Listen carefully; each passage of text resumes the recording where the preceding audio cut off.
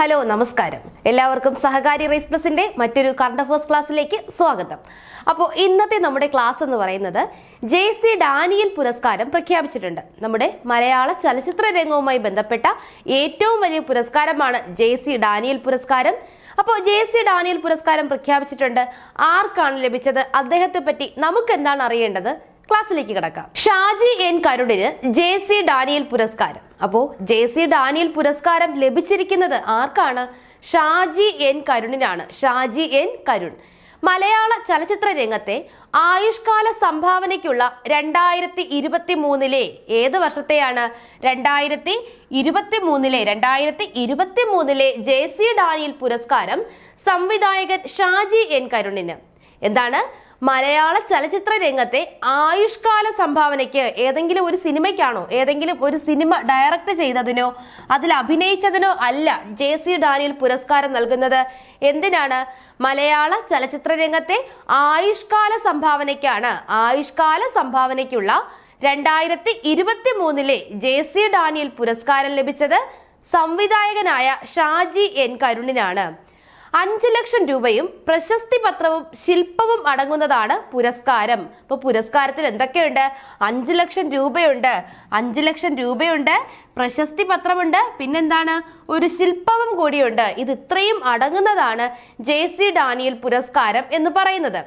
സംസ്ഥാന സർക്കാരിന്റെ പരമോന്നത ചലച്ചിത്ര ബഹുമതിയാണിത്. അപ്പോൾ നമ്മുടെ സംസ്ഥാന സർക്കാരിന്റെ, നമ്മുടെ കേരള സർക്കാരിന്റെ പരമോന്നത ചലച്ചിത്ര ബഹുമതി ഏതാണ് എന്ന് ചോദിച്ചാൽ ഏതാണ്?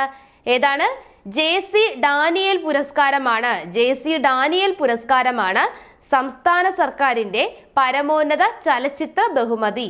അന്തർദേശീയ തലങ്ങളിൽ മലയാള സിനിമയെ അടയാളപ്പെടുത്തിയ സംവിധായകനാണ് Shaji N Karun. 2022 JC Daniel award ജേതാവും സംവിധായകനുമായ TV ചന്ദ്രൻ. ആരാണ്? TV ചന്ദ്രനാണ് 2022 JC ഡാനിയൽ പുരസ്കാരം. അദ്ദേഹമായിരുന്നു ഈ കമ്മിറ്റിയുടെ ചെയർമാൻ എന്ന് പറയുന്നത്. ഷാജി N കരുണിനെ JC ഡാനിയൽ പുരസ്കാരത്തിന് തിരഞ്ഞെടുത്ത സമിതിയിലെ ചെയർമാൻ ആരായിരുന്നു? 2022 JC ഡാനിയൽ പുരസ്കാര ജേതാവായ സംവിധായകൻ TV ചന്ദ്രനായിരുന്നു. പിന്നെ ആരൊക്കെ ഉണ്ടായിരുന്നു ആ കമ്മിറ്റിയിൽ? ഗായികയായ KS ചിത്ര. ആരാണ്? ഗായിക KS ചിത്ര, നടൻ വിജയരാഘവൻ എന്നീ അംഗങ്ങളും ചലച്ചിത്ര academy secretary C Joy member secretary സമിതിയാണ് പുരസ്കാര നേതാവിനെ തിരഞ്ഞെടുത്തത്. അപ്പൊ എന്താണ്? ഇവരെല്ലാവരും അംഗമായിട്ടുള്ള ഒരു സമിതിയാണ് ഷാജി N കരുണിനെ JC ഡാനിയൽ പുരസ്കാര ജേതാവായി തിരഞ്ഞെടുത്തത്. അപ്പൊ ചെയർമാൻ ആരാണെന്ന് ഓർക്കണം.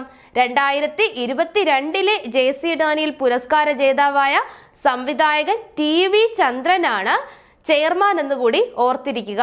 70ഓളം ചലച്ചിത്ര മേളകളിൽ പ്രദർശിപ്പിക്കുകയും 31 പുരസ്കാരങ്ങൾ നേടുകയും ചെയ്ത പിറവി ഏതാണ്? 70ഓളം ചലച്ചിത്രമേളകളിൽ പ്രദർശിപ്പിക്കപ്പെടുകയും 31 പുരസ്കാരങ്ങൾ നേടുകയും ചെയ്ത പിറവി ക്യാൻ ചിത്രമേളയിൽ പാം ഡി ഓറിന് നാമനിർദ്ദേശം ചെയ്യപ്പെട്ട സ്വം. ഏതാണ്? സ്വമിന്റെ പ്രത്യേകത എന്താണ്? ക്യാൻ ചലച്ചിത്രമേളയിൽ പാം ഡി ഓറിന് നാമനിർദ്ദേശം ചെയ്യപ്പെട്ട ചിത്രമാണ് സ്വം. ക്യാനിൽ ഔദ്യോഗിക വിഭാഗത്തിൽ പ്രദർശിപ്പിച്ച വാനപ്രസ്ഥം. ഏതാണ്? വാനപ്രസ്ഥം തുടങ്ങിയ ചിത്രങ്ങളിലൂടെ അന്തർദേശീയ തലത്തിൽ മലയാള സിനിമയ്ക്ക് അഭിമാനകരമായ അംഗീകാരങ്ങൾ നേടിത്തന്ന വ്യക്തിയാണ് ഷാജി N കരുൺ. അപ്പൊ ഇതിൽ എടുത്തു പറഞ്ഞിരിക്കുന്ന ഷാജി N കരുണിന്റെ സിനിമകൾ ഏതൊക്കെയാണ്? പിറവി, സ്വം, വാനപ്രസ്ഥം. മൂന്നിനും പ്രത്യേകതകളുണ്ട്. പിറവിയുടെ പ്രത്യേകത എന്തായിരുന്നു? 70ഓളം ചലച്ചിത്രമേളകളിൽ പ്രദർശിപ്പിക്കപ്പെടുകയും 21 പുരസ്കാരങ്ങൾ നേടുകയും ചെയ്ത ചിത്രമാണ് പിറവി. ക്യാൻ ചലച്ചിത്രമേളയിൽ പാം ഡി ഓറിന് നാമനിർദ്ദേശം ചെയ്യപ്പെട്ട സിനിമയാണ് സ്വം. ക്യാനിൽ ഔദ്യോഗിക വിഭാഗത്തിൽ പ്രദർശിപ്പിച്ച സിനിമയാണ് വാനപ്രസ്ഥം. അപ്പോൾ ഇത് മൂന്നും സംവിധാനം ചെയ്തിരിക്കുന്നത് ഷാജി N കരുണാണെന്ന കാര്യം ഓർത്തിരിക്കുക. 63ാമത് സ്കൂൾ യുവജനോത്സവം. 63ാമത് സ്കൂൾ യുവജനോത്സവം. അപ്പോൾ ഇനി നടക്കാനിരിക്കുന്നത് എത്രാമത് സ്കൂൾ യുവജനോത്സവമാണ്? 63 63ാമത് സംസ്ഥാന സ്കൂൾ യുവജനോത്സവമാണ് അടുത്ത് നടക്കാൻ പോകുന്നത്. അതിന്റെ വേദി തിരുവനന്തപുരമാണ്. 63ാമത് കേരള സ്കൂൾ യുവജനോത്സവത്തിന്റെ വേദി. ഇത് നമ്മൾ പല ക്ലാസ്സുകളിലും പറഞ്ഞിട്ടുള്ളതാണ്. വീണ്ടും ഇത് ഇൻക്ലൂഡ് ചെയ്യുന്നത് ഇതിനൊരു പ്രത്യേകതയുണ്ട്. ആ പ്രത്യേകതയും പറഞ്ഞതാണ്. റിപ്പീറ്റ് ചെയ്ത് പറയുന്നത് നിങ്ങളത് മറന്നു പോകാതിരിക്കാനാണ്. എപ്പോഴും ഓർത്തിരിക്കുക. ഈ കലോത്സവത്തിന്റെ പ്രത്യേകത എന്ന് പറയുന്നത് ആദ്യമായി കലോത്സവത്തിൽ ഗോത്ര നൃത്ത ഇനങ്ങളായ മംഗലം കളി. ഏതൊക്കെയാണ്? മംഗലം കളി, ഇരുള നൃത്തം, പണിയ നൃത്തം, മലപ്പുലയ ആട്ടം, പാലിയ നൃത്തം എന്നിവയും അവതരിപ്പിക്കും. അപ്പോൾ എന്താണ് ഈ 63ാമത്തെ കേരള യുവജനോത്സവത്തിന്റെ, കേരള സ്കൂൾ യുവജനോത്സവത്തിന്റെ പ്രത്യേകത എന്താണ്? ആദ്യമായി കലോത്സവത്തിൽ ഗോത്ര നൃത്ത ഇനങ്ങളായ മംഗലം കളി, ഇരുള നൃത്തം, പണിയ നൃത്തം, മലപ്പുലയ ആട്ടം, പാലിയ നൃത്തം എന്നിവയും അവതരിപ്പിക്കുന്നുണ്ട്. പുതിയ ഇഞ്ചി ഇനം.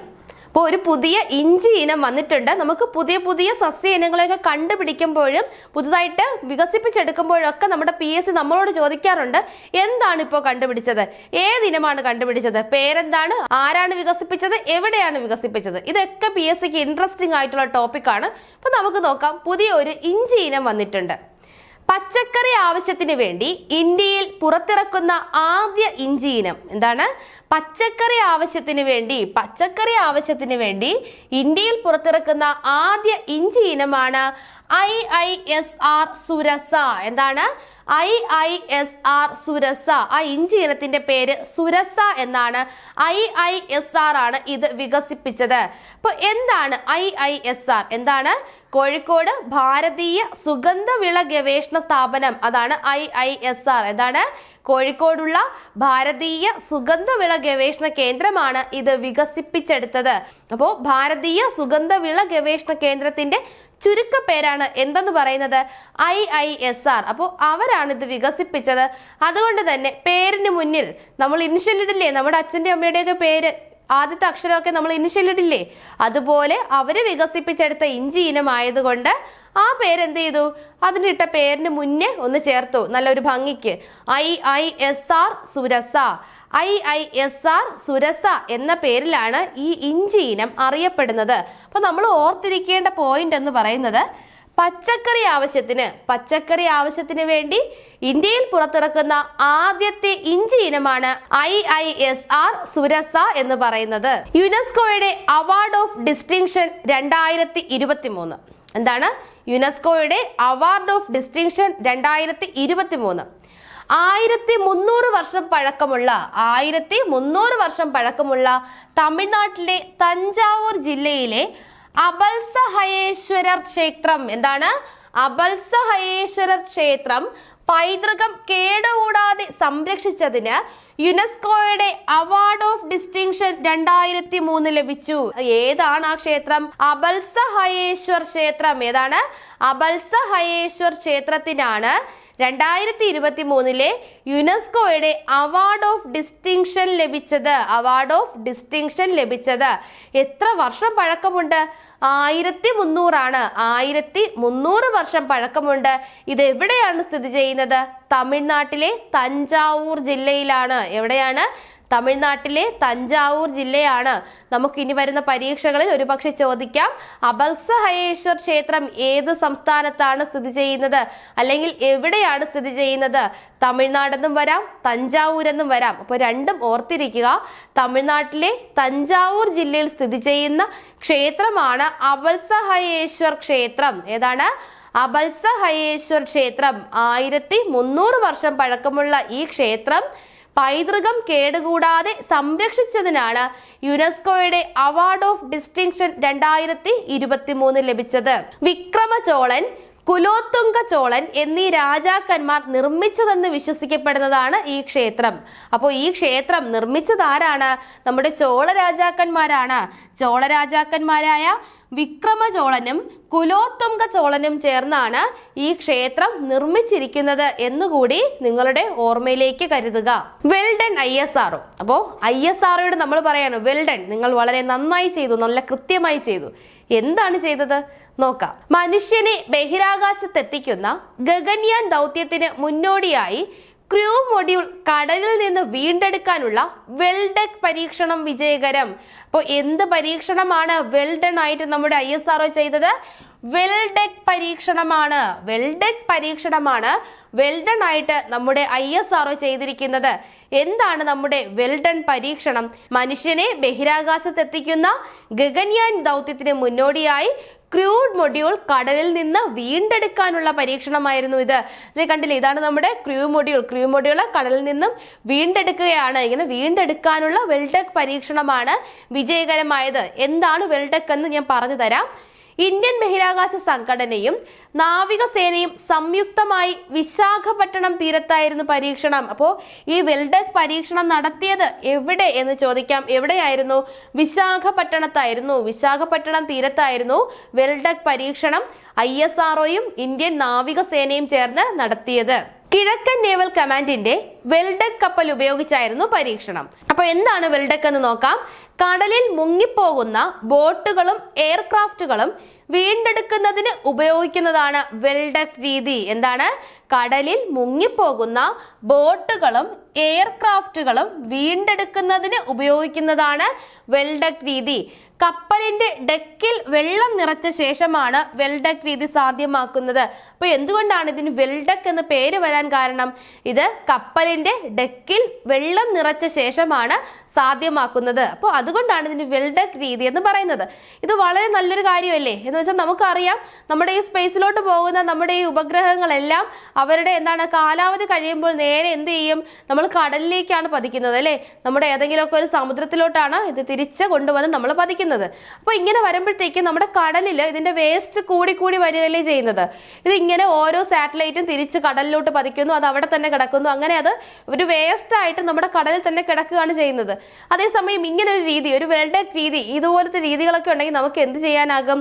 ഇങ്ങനെ ഒന്ന് പതിച്ച് കഴിഞ്ഞു എന്ന് എന്തായാലും നമ്മൾ അറിയും. അപ്പൊ നമുക്ക് എന്ത് ചെയ്യാൻ കഴിയും? ഈ വെൽഡെക് രീതി ഉപയോഗിച്ച് അതൊരു വേസ്റ്റ് ആയിട്ട് ആ കടലിൽ തന്നെ കിടക്കാതെ അതിനെ എടുക്കാൻ സാധിക്കും. ഒരു പക്ഷേ വേണമെങ്കിൽ നമുക്ക് റീയൂസബിൾ ആണെങ്കിൽ അത് പിന്നെയും ഉപയോഗിക്കാനും കഴിയും അല്ലേ?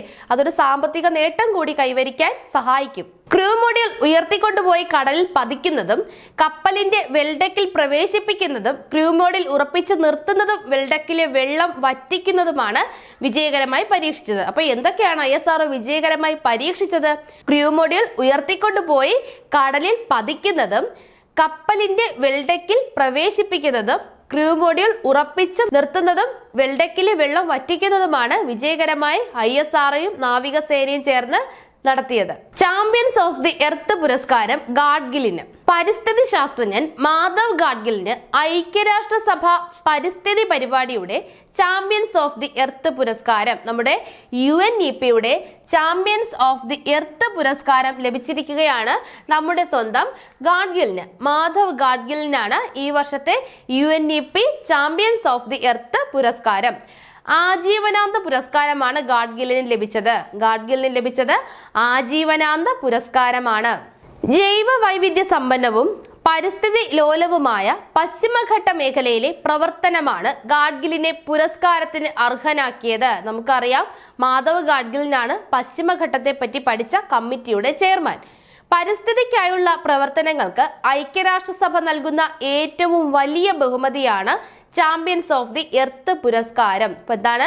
പരിസ്ഥിതിക്കായുള്ള പ്രവർത്തനങ്ങൾക്ക് ഐക്യരാഷ്ട്രസഭ നൽകുന്ന ഏറ്റവും വലിയ ബഹുമതിയാണ് ചാമ്പ്യൻസ് ഓഫ് ദി എർത്ത് പുരസ്കാരം.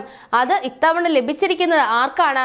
നമ്മുടെ സ്വന്തം മാധവ് ഗാഡ്ഗിലിനാണ് UNEPയുടെ ചാമ്പ്യൻസ് ഓഫ് ദി എർത്ത് പുരസ്കാരം. മറ്റു ചില ആനുകാലിക വാർത്തകളിലേക്ക് കടക്കാം. ക്ഷീര കർഷകർക്കും അവരുടെ കുടുംബങ്ങൾക്കും കന്നുകാലികൾക്കും ആരോഗ്യ ലൈഫ് ഇൻഷുറൻസ് പരിരക്ഷ നൽകുന്നതിനുള്ള പദ്ധതിയാണ് ക്ഷീര സാന്ത്വനം പദ്ധതി. ഏതാണ്? ക്ഷീര സാന്ത്വന പദ്ധതി. എന്താണ് ക്ഷീര സാന്ത്വനം പദ്ധതി? ക്ഷീര കർഷകർക്കും അവരുടെ കുടുംബങ്ങൾക്കും കന്നുകാലികൾക്കും ആരോഗ്യ ലൈഫ് ഇൻഷുറൻസ് പരിരക്ഷ നൽകുന്ന പദ്ധതിയാണ് ക്ഷീര സാന്ത്വനം. ആർക്കൊക്കെ നൽകുന്നുണ്ട്? ക്ഷീര കർഷകർക്കുണ്ട്, അവരുടെ കുടുംബങ്ങൾക്കുണ്ട്, കൂടാതെ അവരുടെ കന്നുകാലികൾക്കും ആരോഗ്യ ലൈഫ് ഇൻഷുറൻസ് പരിരക്ഷ നൽകുന്ന ഒരു പദ്ധതിയാണ് ക്ഷീര സാന്ത്വനം പദ്ധതി. അടുത്തിടെ അന്തരിച്ച വികസന സാമ്പത്തിക വിദഗ്ധൻ ആരാണ്? അടുത്തിടെ അന്തരിച്ച വികസന സാമ്പത്തിക വിദഗ്ധനാണ് പ്രൊഫസർ CK നടരാജ്. ആരാണ്? പ്രൊഫസർ VK നടരാജ് ആണ് അടുത്തിടെ അന്തരിച്ച വികസന സാമ്പത്തിക വിദഗ്ധൻ. അടുത്തിടെ അന്തരിച്ച കർണാടക മുൻ മുഖ്യമന്ത്രിയും വിദേശകാര്യ മന്ത്രിയുമായിരുന്ന വ്യക്തി ആരാണ്? SM കൃഷ്ണ. SM കൃഷ്ണയാണ് അടുത്തിടെ അന്തരിച്ച കർണാടക മുഖ്യമന്ത്രിയും നമ്മുടെ വിദേശകാര്യ മന്ത്രിയുമായിരുന്ന വ്യക്തിയാണ് SM കൃഷ്ണ. ചരിത്ര പ്രസിദ്ധമായ കോംബ്രിഡ്ജ് യൂണിയൻ സൊസൈറ്റിയുടെ പ്രസിഡന്റായി തിരഞ്ഞെടുക്കപ്പെട്ട ബ്രിട്ടീഷ് ഇന്ത്യൻ വിദ്യാർത്ഥി എന്താണ്? ചരിത്ര പ്രസിദ്ധമായ കോംബ്രിഡ്ജ് യൂണിയൻ സൊസൈറ്റിയുടെ പ്രസിഡന്റായി തിരഞ്ഞെടുക്കപ്പെട്ട ബ്രിട്ടീഷ് ഇന്ത്യൻ വിദ്യാർത്ഥിനിയാണ് അനൗഷ്ക കാലെ. ആരാണ്? അനൗഷ്ക കാലെ.